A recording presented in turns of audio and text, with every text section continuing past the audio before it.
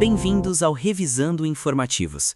Este episódio trata das 4 decisões do plenário do Supremo Tribunal Federal reunidas no informativo número 1206. São temas que cobrem áreas distintas do ordenamento jurídico brasileiro, mas que têm em comum um traço relevante para quem estuda ou atua no direito. Todos eles representam ou consolidam uma mudança de entendimento, e não apenas a aplicação de regras já conhecidas. O primeiro tema envolve a atualização das regras do tema 1234 da repercussão geral para medicamentos utilizados no tratamento do câncer. O segundo trata da inconstitucionalidade de lei municipal que proibiu o uso de linguagem neutra nas escolas. O terceiro examina a validade do novo marco legal da profissão de tradutor e intérprete público. E o quarto analisa o que acontece com as emendas parlamentares quando o deputado que as apresentou perde o mandato e um suplente assume em seu lugar. Cada tema será abordado com o histórico necessário para compreender por que a decisão foi tomada desta forma e não de outra. Primeiro tema: atualização do tema 1234 para medicamentos oncológicos. RE 1.366.243, com referência ao Estado de Santa Catarina. Relator: Gilmar Mendes. Julgado em 19 de fevereiro de 2026. O ponto de partida para entender esta decisão é reconhecer que o acesso a medicamentos pelo sistema público de saúde sempre foi uma das fontes mais volumosas de litígios no Brasil.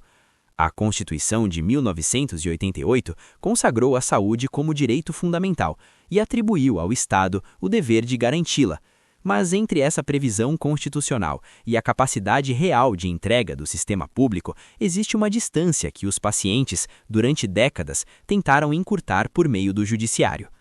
O problema não era apenas a quantidade de ações, era a falta de critérios uniformes sobre quem deveria ser processado, perante qual justiça e em que proporção os custos deveriam ser divididos entre os entes federativos. Um paciente no Ceará podia ajuizar ação contra o município. Outro, com o mesmo diagnóstico e pedindo o mesmo medicamento, podia ajuizar no Rio de Janeiro contra a União. Um terceiro, em Minas Gerais, contra o Estado. Cada juízo decidia segundo sua própria leitura. Não havia coerência sistêmica. Em setembro de 2024, o STF enfrentou este problema diretamente no julgamento do tema 1234. A abordagem adotada foi diferente do padrão tradicional. Em vez do tribunal impor uma solução de cima para baixo, ele funcionou como coordenador de um processo de negociação entre União, estados e municípios. Esse método foi chamado pelo próprio STF de governança judicial colaborativa. O resultado foram 3 acordos interfederativos homologados pelo tribunal. Esses acordos ganharam força de tese de repercussão geral e passaram a vincular todos os processos que estavam aguardando a definição do tema. A súmula vinculante de número 60 consolidou esse modelo ao determinar que toda demanda por medicamento no SUS, desde a etapa administrativa até o encerramento judicial, deve seguir as regras fixadas nesses acordos. Uma característica essencial desse sistema é que ele não é estático. Qualquer revisão futura depende de novo acordo entre os entes na Comissão Intergestores Tripartite, a CIT, seguido de nova homologação pelo STF. Nenhum ente pode mudar as regras sozinho. Mas havia uma lacuna importante no tema 1234. Os medicamentos utilizados no tratamento do câncer não tinham regramento específico, e a razão era simples. Quando o tema foi julgado em 2024, esses medicamentos viviam em uma situação administrativa peculiar dentro do SUS. Eles não pertenciam a nenhum componente formal da assistência farmacêutica, não integravam a lista nacional de medicamentos essenciais. Cada hospital oncológico credenciado conduzia suas próprias aquisições e o Ministério da Saúde reembolsava os procedimentos realizados, sem vincular o pagamento ao medicamento específico utilizado. Esse arranjo tinha uma consequência prática grave. O acesso ao tratamento variava conforme o hospital, não conforme a necessidade clínica do paciente. Um fármaco disponível em um grande centro hospitalar de São Paulo podia ser completamente desconhecido no protocolo de uma unidade no interior do Pará. a distribuição era desigual e a judicialização era intensa, porque os pacientes não tinham como exigir administrativamente algo que o sistema não reconhecia formalmente como obrigação de nenhum ente específico. Em outubro de 2025, o Ministério da Saúde publicou a portaria de número 8.477, que criou o componente da assistência farmacêutica em oncologia, o AF-ONCO. Essa portaria regulamentou a Política Nacional de Prevenção e Controle do Câncer, instituída pela Lei 14.758 de 2023, e mudou a lógica de funcionamento dos medicamentos oncológicos no SUS.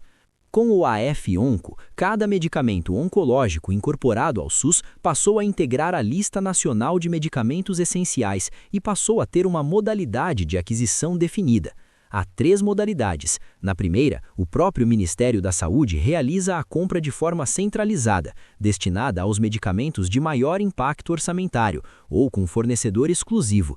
Essa modalidade forma o grupo 1A do componente especializado da assistência farmacêutica. As outras 2 modalidades compõem o grupo 1B, a negociação nacional, em que o Ministério coordena, mas os estados executam as compras, e a aquisição descentralizada, em que estados e municípios com serviços oncológicos credenciados adquirem diretamente. Essa organização teve uma consequência jurídica direta. Passou a existir um responsável administrativo definido para cada medicamento.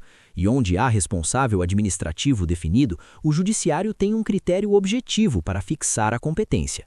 Em fevereiro de 2026, o plenário do STF referendou por unanimidade um novo acordo interfederativo que atualizou a tese do tema 1234 para refletir essa nova realidade. Foram alterados 3 pontos. O primeiro diz respeito ao ressarcimento entre os entes federativos. Quando estados ou municípios arcam com o custo de medicamentos oncológicos, cuja responsabilidade primária seria da União, eles têm direito a reembolso de parte desse valor. O acordo original de 2024 já previa esse ressarcimento no percentual de 80% para ações ajuizadas até junho de 2024, mas deixava em aberto o que valeria para ações mais recentes. O novo acordo preencheu essa lacuna. O mesmo percentual de 80% se aplica às ações ajuizadas após essa data e continuará vigente até que os entes federativos decidam renegociá-lo na CIT, com posterior aval do STF.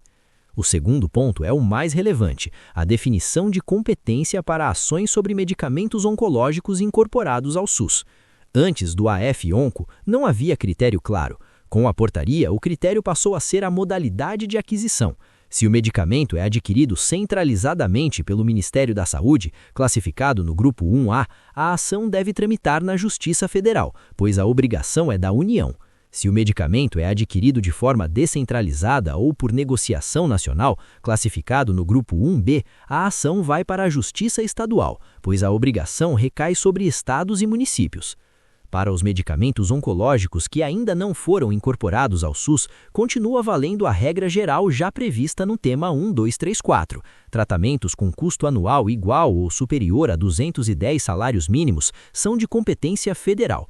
Abaixo desse valor, estadual. O terceiro ponto é a modulação de efeitos. As novas regras de competência valem apenas para ações ajuizadas a partir de 22 de outubro de 2025, data em que a portaria 8.477 foi publicada. Antes disso, a estrutura do AF-ONCO não existia e, portanto, não havia como aplicar uma regra que depende dela. Os processos anteriores continuam no juízo onde foram distribuídos. Vale registrar um limite importante da modulação. Ela não retroage sobre o conteúdo dos processos, apenas sobre onde eles tramitam. Os requisitos para deferimento do fornecimento, a distribuição do ônus probatório e os parâmetros para medidas de urgência continuam regidos pelo tema 1234 para qualquer processo, independentemente de sua data de ajuizamento.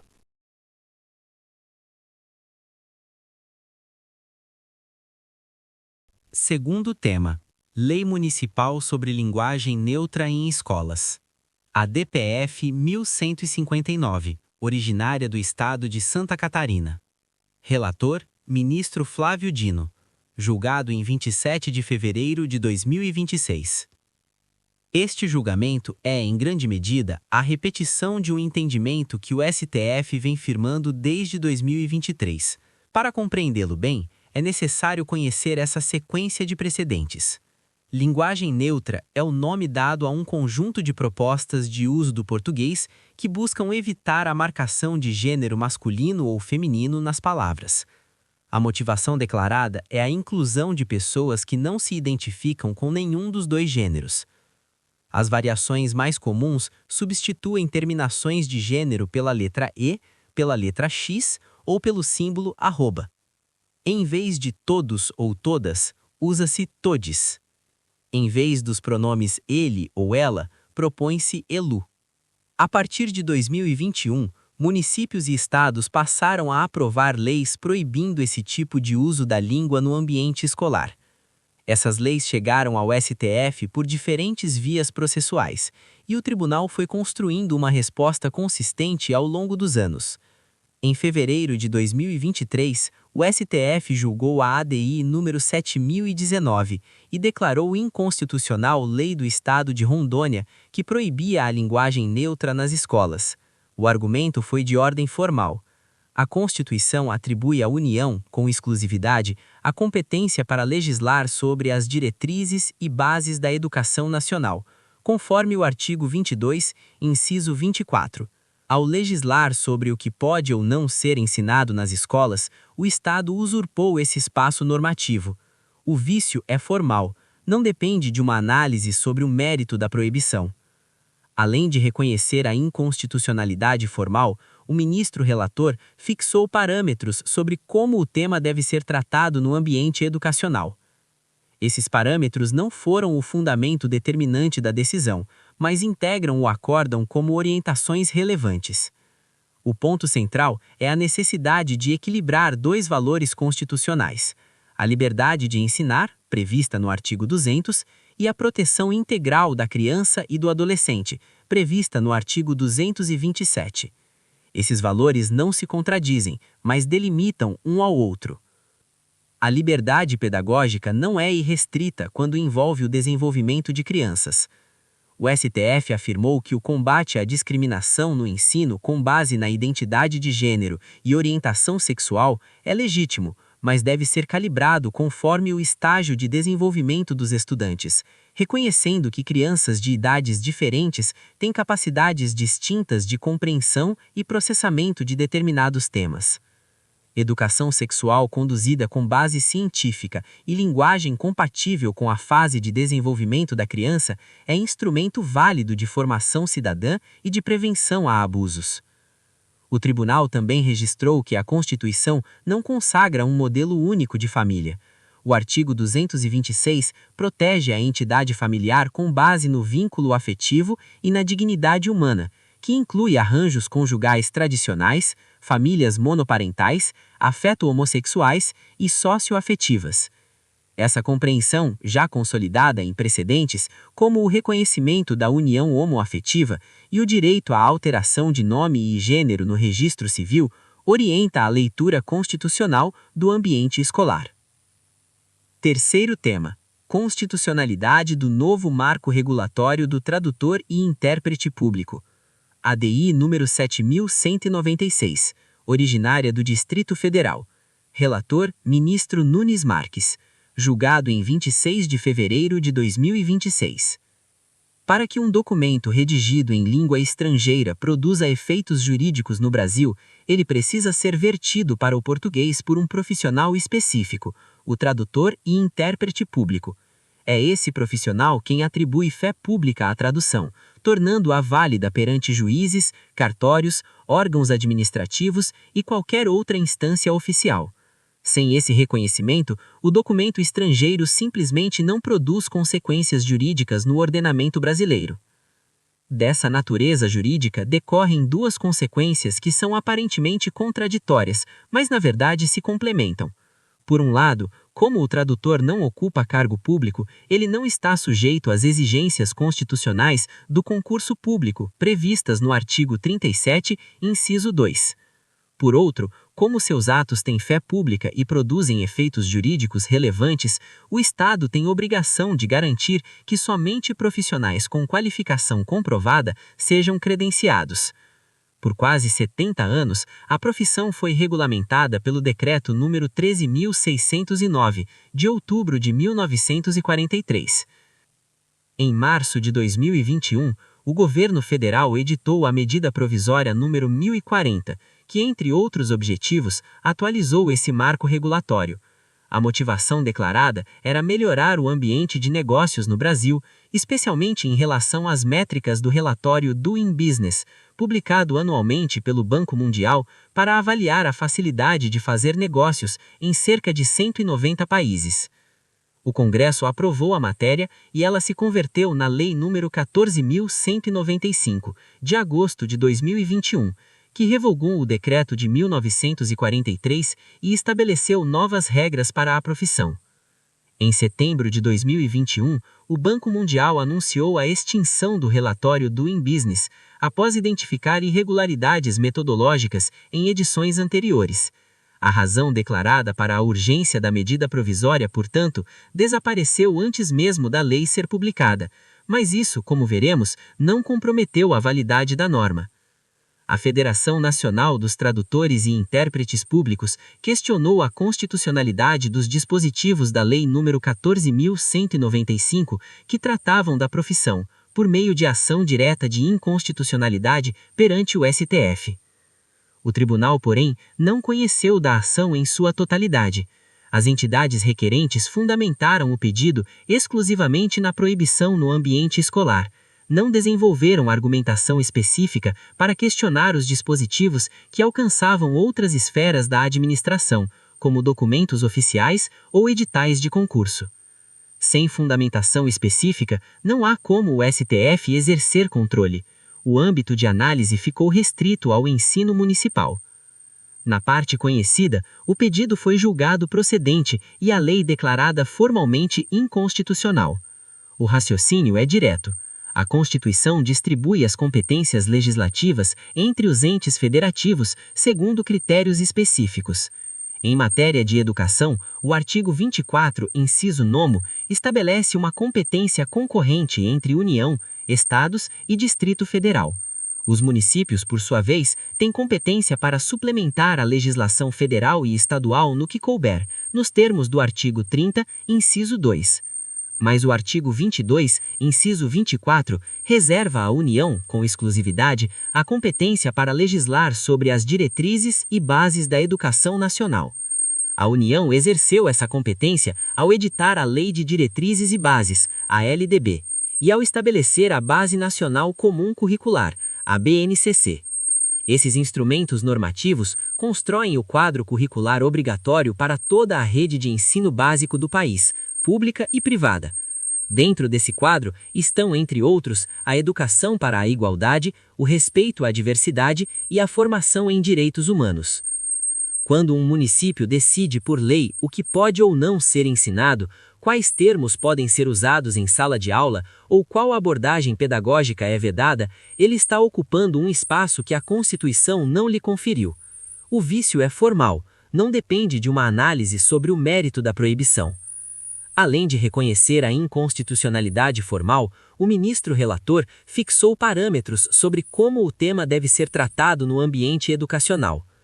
Esses parâmetros não foram o fundamento determinante da decisão, mas integram o acórdão como orientações relevantes. O ponto central é a necessidade de equilibrar dois valores constitucionais: a liberdade de ensinar, prevista no artigo 200, e a proteção integral da criança e do adolescente, prevista no artigo 227.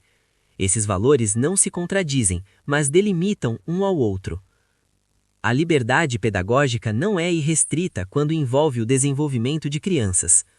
O STF afirmou que o combate à discriminação no ensino com base na identidade de gênero e orientação sexual é legítimo, mas deve ser calibrado conforme o estágio de desenvolvimento dos estudantes, reconhecendo que crianças de idades diferentes têm capacidades distintas de compreensão e processamento de determinados temas.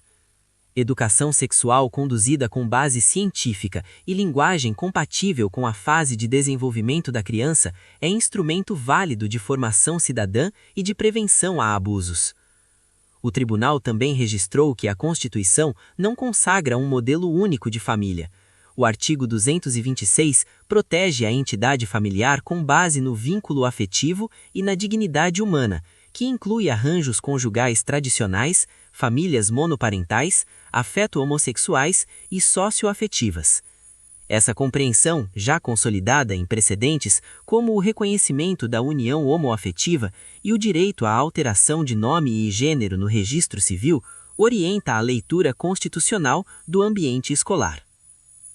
Terceiro tema: constitucional. Segundo tema: Lei Municipal sobre Linguagem Neutra em Escolas. ADPF 1159, originária do Estado de Santa Catarina. Relator: Ministro Flávio Dino. Julgado em 27 de fevereiro de 2026. Este julgamento é, em grande medida, a repetição de um entendimento que o STF vem firmando desde 2023. Para compreendê-lo bem, é necessário conhecer essa sequência de precedentes. Linguagem neutra é o nome dado a um conjunto de propostas de uso do português que buscam evitar a marcação de gênero masculino ou feminino nas palavras.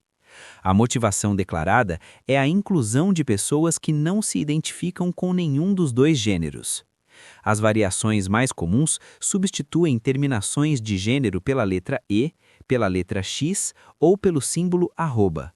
Em vez de todos ou todas, usa-se todes. Em vez dos pronomes ele ou ela, propõe-se elu. A partir de 2021, municípios e estados passaram a aprovar leis proibindo esse tipo de uso da língua no ambiente escolar. Essas leis chegaram ao STF por diferentes vias processuais, e o tribunal foi construindo uma resposta consistente ao longo dos anos. Em fevereiro de 2023, o STF julgou a ADI 7019 e declarou inconstitucional Lei do Estado de Rondônia, que proibia a linguagem neutra nas escolas. O argumento foi de ordem formal. A Constituição atribui à União, com exclusividade, a competência para legislar sobre as diretrizes e bases da educação nacional, conforme o artigo 22, inciso 24. Ao legislar sobre o que pode ou não ser ensinado nas escolas, o Estado usurpou esse espaço normativo. Em outubro de 2025, nas ADPFs 466 e 522, o tribunal julgou leis municipais no mesmo sentido e aprofundou os fundamentos, acrescentando violações materiais à dignidade da pessoa humana, ao princípio da igualdade e à liberdade de expressão. Em fevereiro de 2025, na ADPF 1165, envolvendo lei do município de Belo Horizonte, o STF reiterou o mesmo entendimento. O julgamento de fevereiro de 2026, portanto, não é uma reviravolta nem uma novidade doutrinária.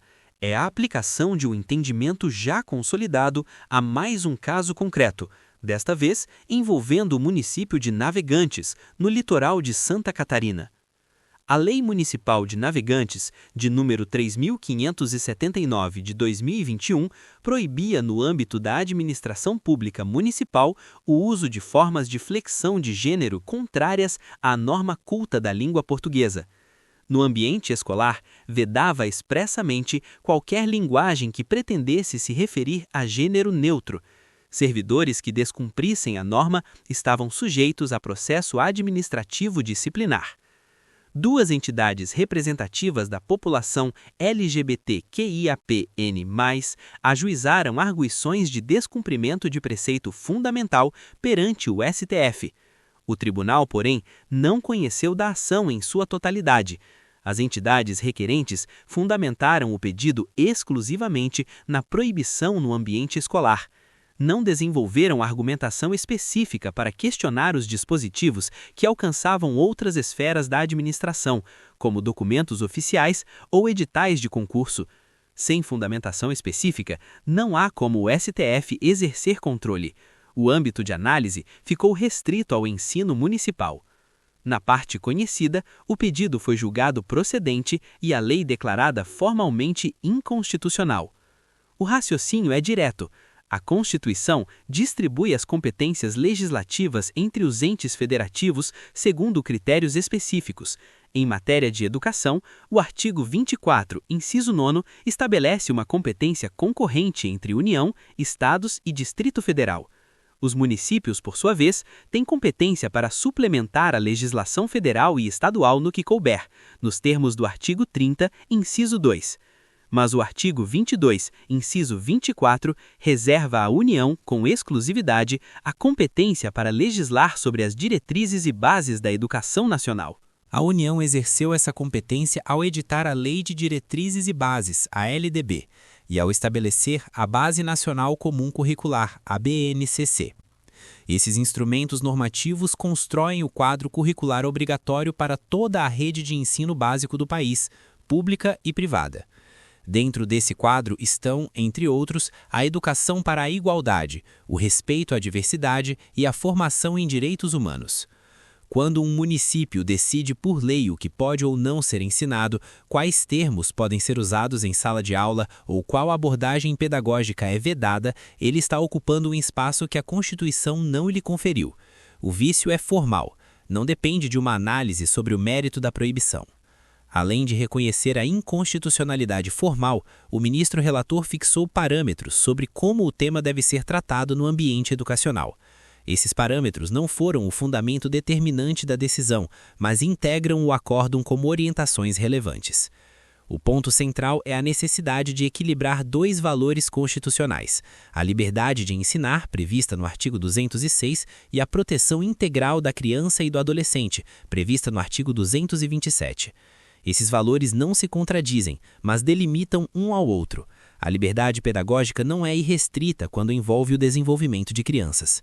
O STF afirmou que o combate à discriminação no ensino com base em identidade de gênero e orientação sexual é legítimo, mas deve ser calibrado conforme o estágio de desenvolvimento dos estudantes, reconhecendo que crianças de idades diferentes têm capacidades distintas de compreensão e processamento de determinados temas.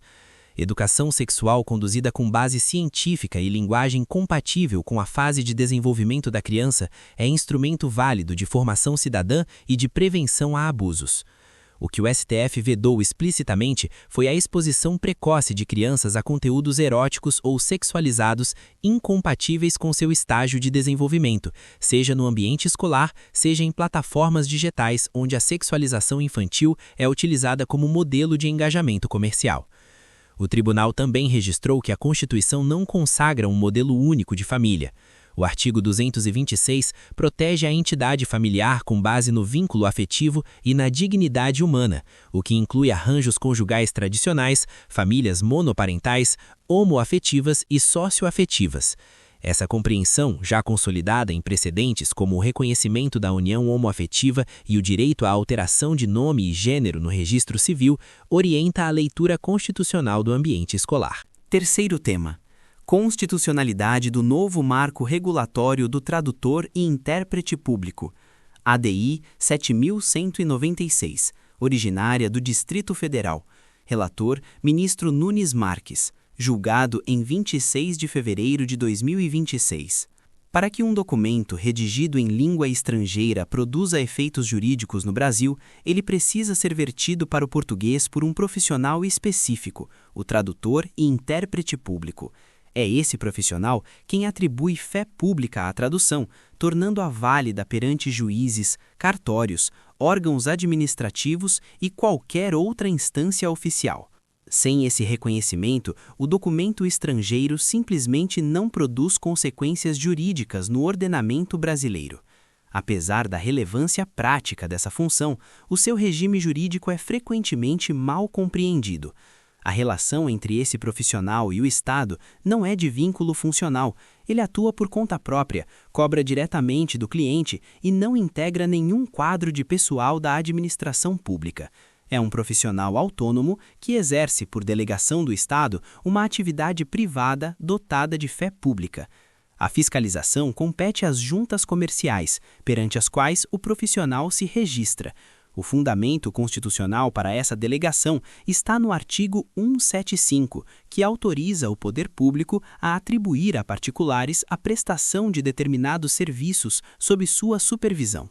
Dessa natureza jurídica decorrem duas consequências que são aparentemente contraditórias, mas na verdade se complementam. Por um lado, como o tradutor não ocupa cargo público, ele não está sujeito às exigências constitucionais do concurso público previstas no artigo 37, inciso 2. Por outro, como seus atos têm fé pública e produzem efeitos jurídicos relevantes, o Estado tem obrigação de garantir que somente profissionais com qualificação comprovada sejam credenciados. Por quase 8 décadas, a profissão foi regulamentada pelo Decreto número 13.609, de outubro de 1943. Em março de 2021, o governo federal editou a medida provisória número 1040, que, entre outros objetivos, atualizou esse marco regulatório. A motivação declarada foi melhorar o ambiente de negócios no Brasil, especialmente em relação às métricas do relatório Doing Business, publicado anualmente pelo Banco Mundial para avaliar a facilidade de fazer negócios em cerca de 190 países. O Congresso aprovou a matéria e ela se converteu na Lei nº 14.195, de agosto de 2021, que revogou o Decreto de 1943 e estabeleceu novas regras para a profissão. Em setembro de 2021, o Banco Mundial anunciou a extinção do relatório Doing Business, após identificar irregularidades metodológicas em edições anteriores. A razão declarada para a urgência da medida provisória, portanto, desapareceu antes mesmo da lei ser publicada, mas isso, como veremos, não comprometeu a validade da norma. A Federação Nacional dos Tradutores e Intérpretes Públicos questionou a constitucionalidade dos dispositivos da Lei nº 14.195, que tratavam da profissão por meio de ação direta de inconstitucionalidade perante o STF. Os principais pontos questionados foram 7, e o STF rejeitou todos, com uma única ressalva ao final. Quanto à ausência de urgência da medida provisória, decidir se uma situação exige a edição de uma medida provisória é, antes de tudo, um juízo político. Cabe ao Executivo e ao Legislativo fazer essa avaliação. O STF só intervém quando há uma distorção evidente no uso desse instrumento, o que não foi identificado aqui. Além disso, quando a medida provisória foi editada, em março de 2021, o relatório Doing Business ainda existia e o objetivo declarado era real. A descontinuação posterior não tem o efeito de retroagir para invalidar a urgência avaliada no momento da edição. Quanto ao chamado contrabando legislativo, isto é, a inserção pelo Congresso, durante a conversão da medida provisória em lei, de dispositivos sobre a participação de estrangeiros e a dispensa do concurso, o STF entendeu que essas matérias têm ligação direta com o objeto original da medida, que justamente versava sobre os requisitos de ingresso na profissão. Sem pertinência temática rompida, não há vício. Quanto à validade por prazo indefinido do processo seletivo de habilitação, o STF estabeleceu uma distinção importante. O limite de 2 anos previsto no artigo 37, inciso 3 da Constituição, para a validade dos concursos públicos, aplica-se a processos seletivos destinados ao preenchimento de cargos e empregos públicos.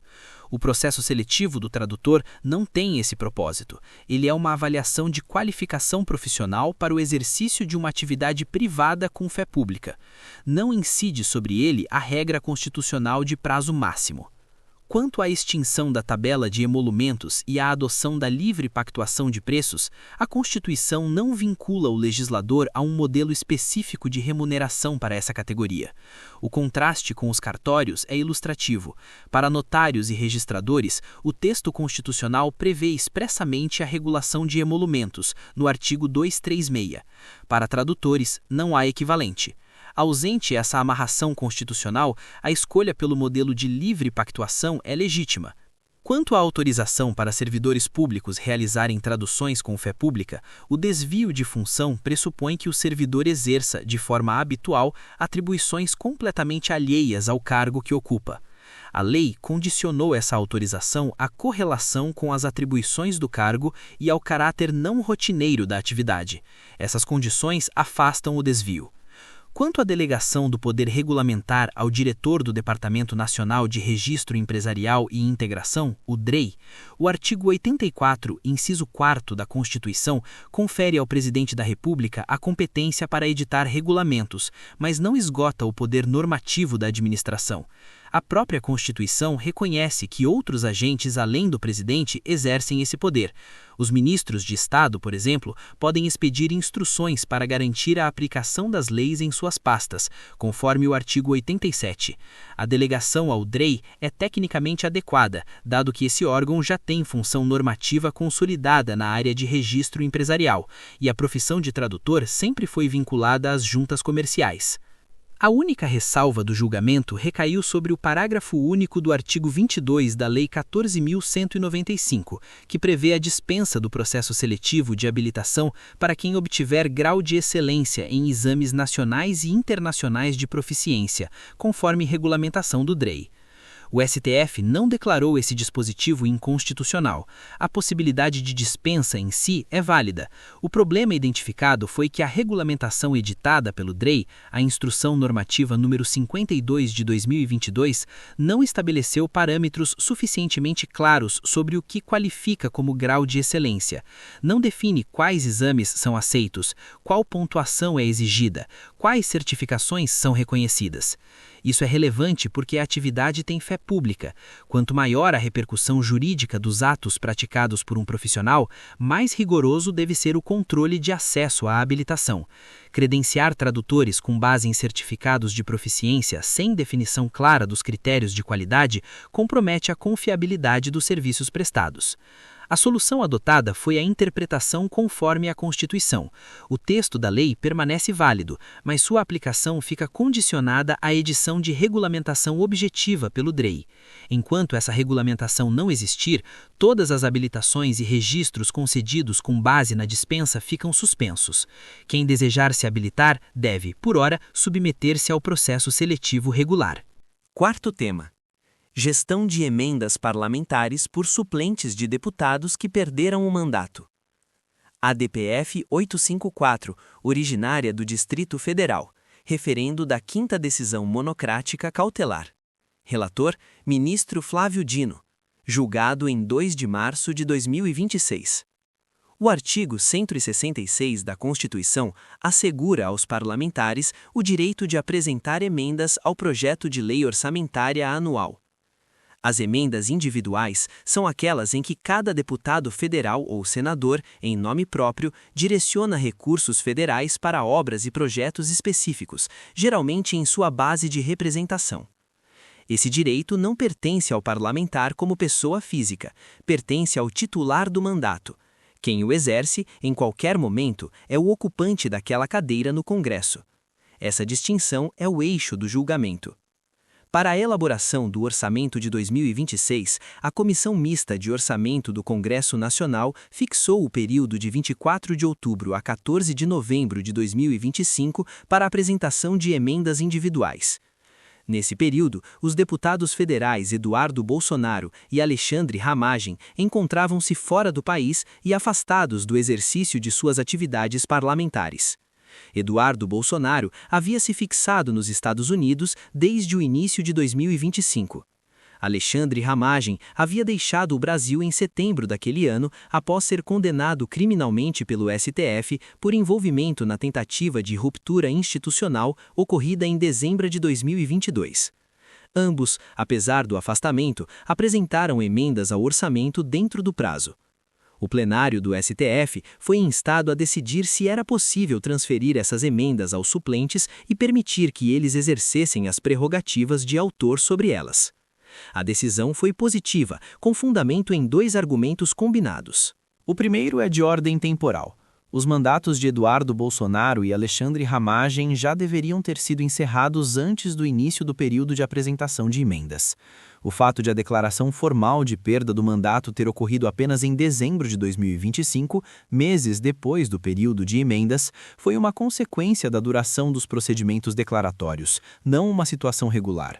Se a extinção dos mandatos tivesse sido formalizada no momento adequado, os suplentes seriam os titulares em outubro de 2025 e teriam sido eles a exercer o direito de apresentar emendas. O segundo é de ordem normativa.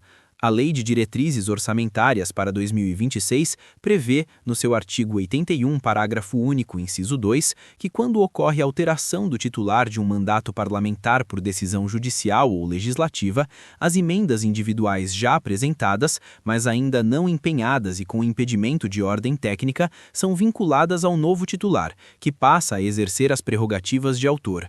O STF reconheceu que o bloqueio judicial não é rigorosamente o mesmo que o impedimento técnico orçamentário, mas aplicou o dispositivo por analogia, como forma de evitar uma desproporcionalidade que prejudicaria os novos titulares e as populações por eles representadas.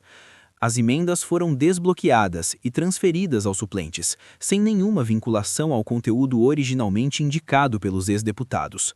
Os novos titulares têm plena autonomia para remanejar os recursos e designar os beneficiários. A situação da ex-deputada Carla Zambelli seguiu caminho diferente, porque os fatos eram distintos em um ponto decisivo. Condenada pelo STF a 10 anos de prisão em regime fechado, ela havia sido presa na Itália em julho de 2025, onde aguardava extradição. Quando o prazo para emenda se abriu, em outubro de 2025, ela não apresentou nenhuma proposta.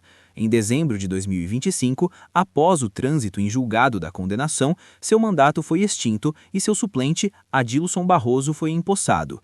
Ele requereu ao STF a reabertura do prazo para que pudesse apresentar emendas ao orçamento de 2026. O tribunal indeferiu o pedido.